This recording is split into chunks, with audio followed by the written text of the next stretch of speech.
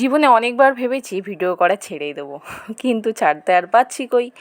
আমাকে সবাই ভালো না বাসলেও কিছু কিছু মানুষ ভালোবাসে, তাদের ভালোবাসায় আবার ফিরে এসেছি তোমাদের মাঝখানে। তো ভালোবাসা দিও, সাপোর্ট করো, পাশে থেকো। তো জীবনের অনেক কঠিন পরিস্থিতি পেরিয়ে এসেছি, আর আশা করি পেরোতে হবে। তবু এই যে মানুষ যে একটা আশায় বেঁচে যায়, সেটা হচ্ছে ভালোবাসা। তোমাদের ভালোবাসায় আবার ভিডিও করা শুরু করেছি। ভালোবাসা দিও, পাশে থেকো। মেয়েদের একটা যন্ত্রণার ভাগ কেউ কোনোদিন নিতে পারে না, সেটা হচ্ছে মাসিক যন্ত্রণা। এই যন্ত্রণার ভাগ হবেও না, কেউ কোনোদিন নিতেও পারবে না।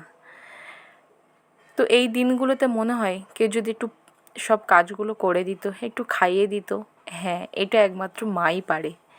মা ছাড়া কারোর পক্ষে সম্ভব নয় এটা করা।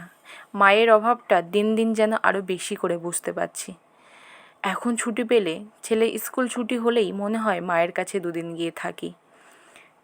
মা যতদিন তোমার কাছে আছে, খুব যত্নে রাখো, অনেক ভালোবাসা দিও।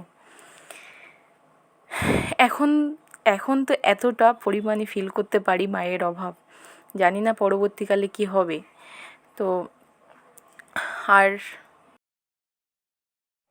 আর একটুখানি বলার, তোমরা অনেক ভালোবাসা দিও, পাশে থেকো।